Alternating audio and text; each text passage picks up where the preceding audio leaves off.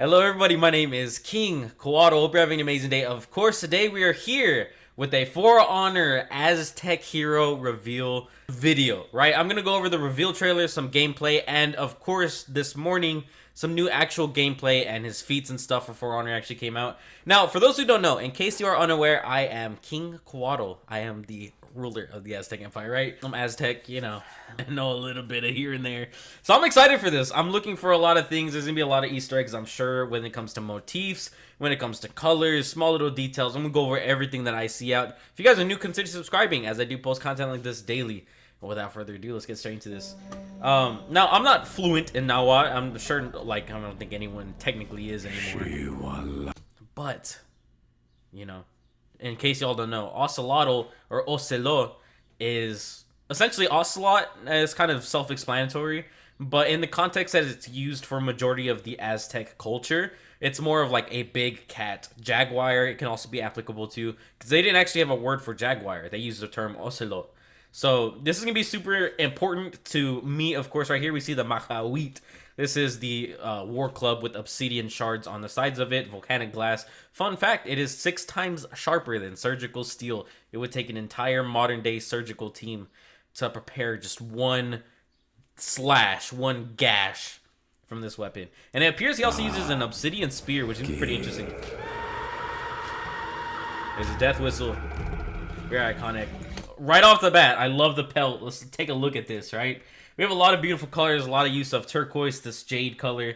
Very nice. I love to see it. I mean, the jaguar head, it's great. So honestly, it reminds me of, from Tekken, King, the best, you know? The jaguar. I mean, obviously, you know, the jaguar warriors. This is really cool to see. I love the feathers as well. I like this a lot. Also, I love to point this out. So this is kind of welded together, kind of glued by tree sap, which is actually what Nahuatl warriors would use to wield their volcanic glass into their wood.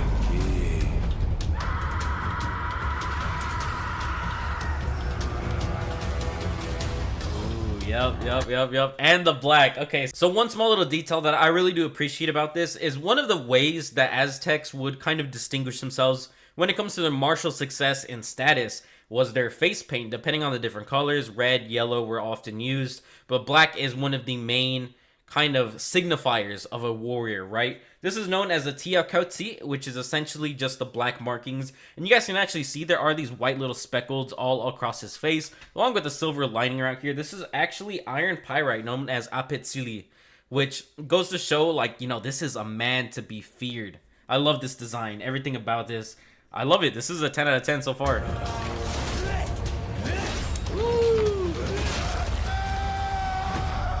You love to see it. Begin.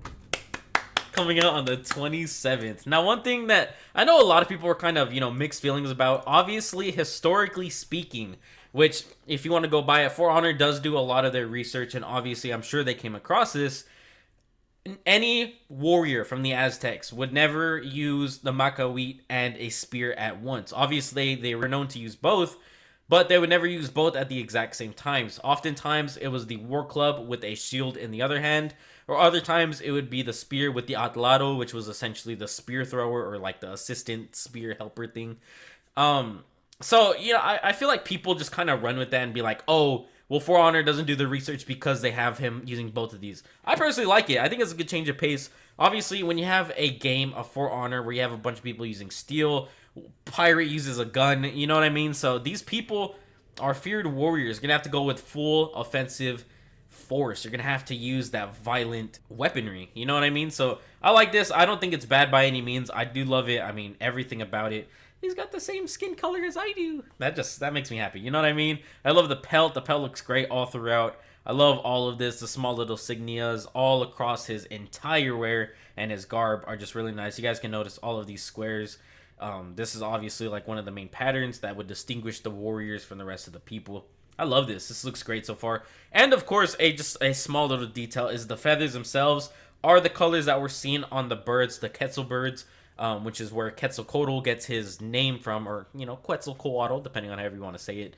So these colors are obviously very correct. The blues, the greens, oranges, little hints of red. I love this. This is a great 10 out of 10 so far. All right, y'all, for this is the lore teaser. And I actually think this is like his background, his kind of story for Ocelot. For this point on, I'm going to refer to him as Ocelotl. You know, obviously that's not his correct pronunciation. But, you know, if you don't want to stress out by trying to pronounce a name, Ocelotl, you know, it should be easier to pronounce. Let's get into it. I'm excited. Now, I did play a little bit of Year 7 Season 2, which was kind of, you know, the vengeance thing. It seems like, I forgot which group it is, but a group of warriors from For Honor in the game, they go to the Empire, well, now we know it's the Aztec Empire, and they plunder a bunch of, like, gold and stuff like that, which, you know, historically speaking isn't too far off. What happened with the Spaniards, of course, in the 1500s. So, this is going to be pretty interesting. Like I said, I do think that his story is all about, obviously, vengeance. He's about getting back for his empire. So let's hear it. Back towards my village after a successful hunt when I first heard the screams. I remember running as fast as I could and still feeling like I was so far away. I stopped only for a moment when I broke through the tree line. I saw the burning homes, the lifeless villagers on the ground. Yep. And the blood. So much blood. My eyes filled with rageful tears, but I held them back. I focused on those who were still alive. My people. Dang. Rounded up on their knees. Shaking. Crying. Screaming.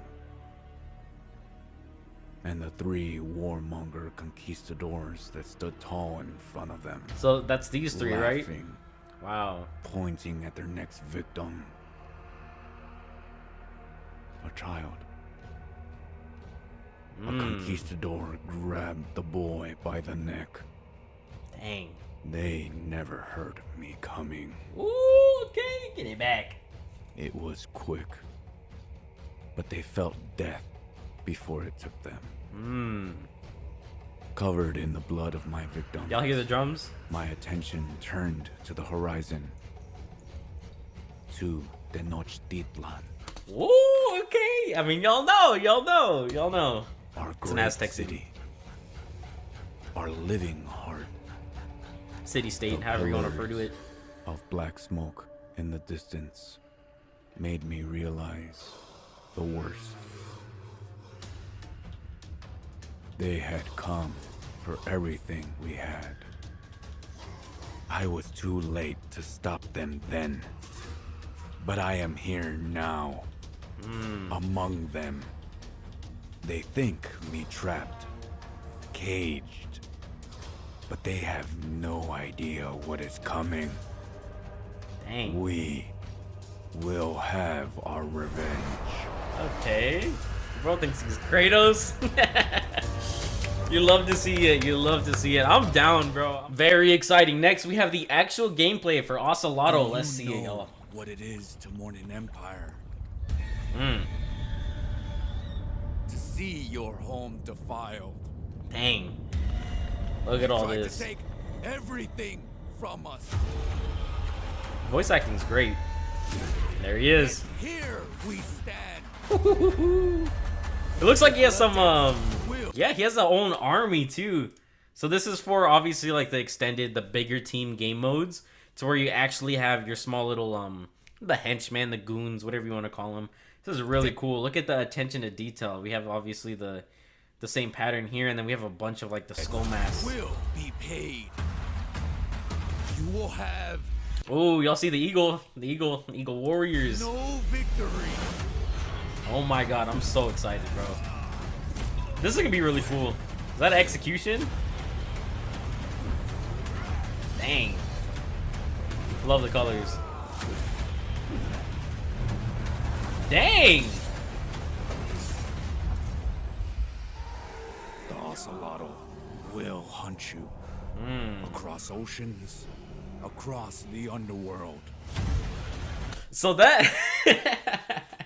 I've already seen a little bit of reactions on like TikTok because, you know, TikTok kind of spoiled me a little bit, I'll be honest. From what I've seen, so this is his first tier feat. As soon as you get killed in any of the bigger game modes, obviously not 1v1s or 2v2s, if you don't get executed, you wait a little bit. I think it's like 10 seconds maybe. And then you can walk around in spirit form. And I actually think it's even shorter than that. Across the underworld. You can walk around wherever, completely invincible. You can't hit anything, but nothing can hit you. You move around faster. You can climb ladders faster. And then, of course, you can respawn without having to wait. You will know our pain. He threw the whole club at him. I love these skins. That's the best one. That's the best one. The skull mask. Oh, you see the calendar too. I actually have a skull. It's like a 1-to-1 scale of a human skull, but it has like Aztec markings on it. I might share a picture. We'll see. See if I feel lazy or not. I love this. So, see this headdress too. I love it. More serious. This looks like a sea urchin spines. Very cool. Never hear us coming. He just blow darted him. Pause. All you will hear is your own scream. Yup. It's a death whistle. Love to see it. Everyone's been making the biggest deal about this. Like, I feel like when it comes to Aztecs, the death whistle is definitely one of the most like feared pieces of their history. The death whistle is definitely one of the scariest things to witness in combat, I'd imagine. You know, like face to face, you're in the jungle trying to walk around and then you hear that scream all around you. You know, I'm self-destructing. I'm hitting that disconnect button right off the bat, bro. All right, y'all, for the last part, we're going to kind of skim through this whole showcase. This thing's about 30 minutes long. If you guys want me to react to the full thing, just let me know in the comments down below. But I do want to take a look at just small little things about his move set, of course, a little bit about his emotes, and mainly his feats, because I think that's a big thing that everyone's talking about. Let's just appreciate this fashion, though. Look how great both characters look. They're both obviously amazing, very well done. I love this one in particular, and I can't wait, bro. He is going to be my #1 most played hero, without a doubt. One of the biggest things that I've seen people kind of complain about when it comes to his kind of gameplay, right? Obviously, other than the fact that he fights with 2 weapons, which I don't think is that big of a deal, his lights are all the spear moves, and his heavy attacks are all the Makoit, or the war club, which is what I'll refer to. So, the club is pretty cool, right? I think a lot of people are pretty upset that it doesn't do bleed damage, which historically does make a lot of sense. Obviously, you know, the obsidian shards are extremely, extremely sharp. They are way sharper than surgical steel, as I said. But just to put it into perspective, a war club back in the day could one swing from it decapitate an entire horse with one swing.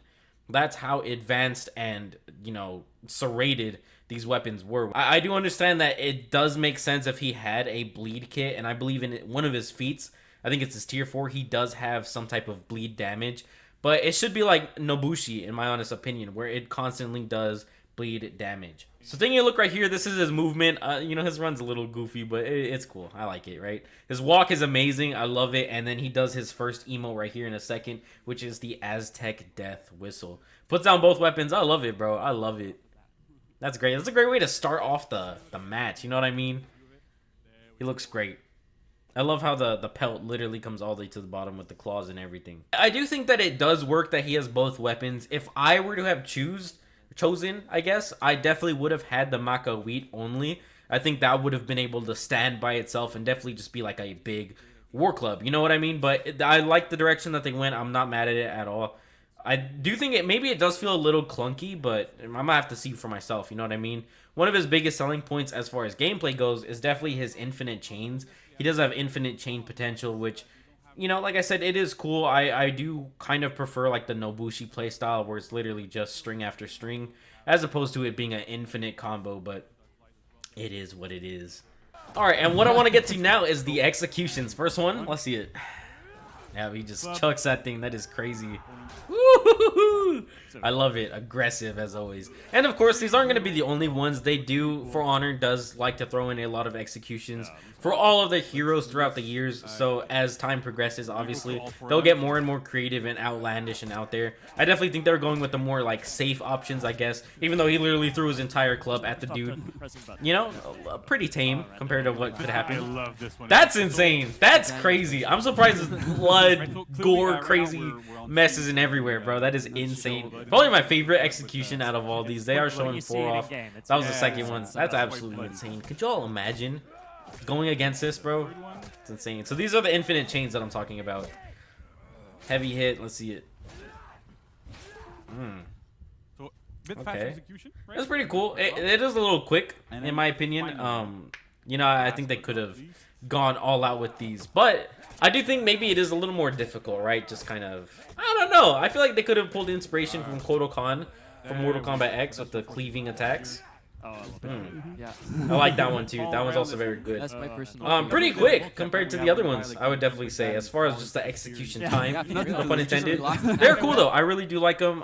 I think maybe they could have just, you know, the second one where he's actually cleaving back and forth is really nice. You know, I love to see stuff like that. So Kotal Khan, like I said, could be a very big inspiration in the coming years for new executions. I think he's a good example of just a big brute with a big sharp weapon that deals damage. You know what I mean? All right, y'all. So this is what everyone's been talking about. Everyone's saying it's OP. It's gonna be nerfed in the coming seasons, or weeks probably. You know, in my honest opinion, I don't think it's that big of a deal. But I don't play For Honor competitively, so you know. This is what the first feat does, right? I think it's a gold though, but that's 1v1s. And you're not executed, or you die from like traps. So y'all can see right here, and he does say, he mentions that he did actually increase that timer, so it's usually shorter than that. So he mentions you can't be close to allies or enemies whenever you're respawning, but you see how fast he climbs, right? He can run to an open area and then of course just respawn.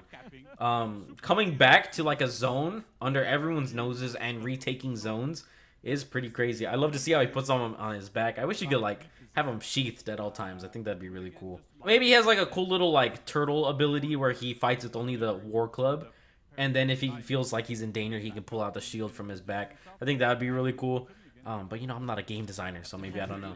So his second ability, it seems like as soon as you kill any opposing Ocelotl on the opposite team, it looks like you get marked for death, right? Your defense goes down and you're marked to everyone on the map. Pretty crazy. I feel like, you know, that's also pretty strong. I think it would definitely went under the nose of a lot of people compared to his first feat. But, you know, pretty solid. And that goes on until they're respawned, I believe. So the third feat here, which is actually probably like the best in my honest opinion when it comes to these big, you know, 4v4 types of game modes. You receive a damage buff and a speed boost, which is pretty good. I do think it stacks. So, you know, I mean, you just keep killing and killing and killing people. You're going to get on a rampage and you're going to be a force to be reckoned with, which you love to see. You know, that is great. All right, now that I see it, I definitely see like how this is a tier 4 feat, right? So what he does, right, he throws the spear at someone, which he can pull them into him. They get guard break status, which you can go in for another throw, or obviously get a free heavy off. It does initial direct damage, and then it does a ton of bleeding damage, which is pretty cool to see. You guys understand how this is a very big deal when it comes to obviously dealing damage, but more importantly, going for important setups and late game kills to where you can obviously set up for your team to succeed. This would be a really good thing. I love this kit already. I think it is very good. I think it does a lot of respect to the Aztecs in general, obviously. And you know, all of us modern day Mexicans. Big shout out to y'all. I like this a lot. This is great to see. Thank you guys for watching. This has been the Ocelot or Ocelot gameplay from King Coatl, truly. Thank you guys so much. If you guys are new, consider subscribing and joining the Aztec Empire today. He comes out officially on the 27th for a fee, and then I think it's 2 weeks after that, then you can actually buy him with in-game steal, or you can just buy him with real money, you know? Have a great day, y'all. Stay safe, take care, peace, adios. If you guys want to see me, check him out on release day. Be sure to let me know, because I'm going to be spending guap. Have a great day, and of course, until next time. Bye-bye, y'all.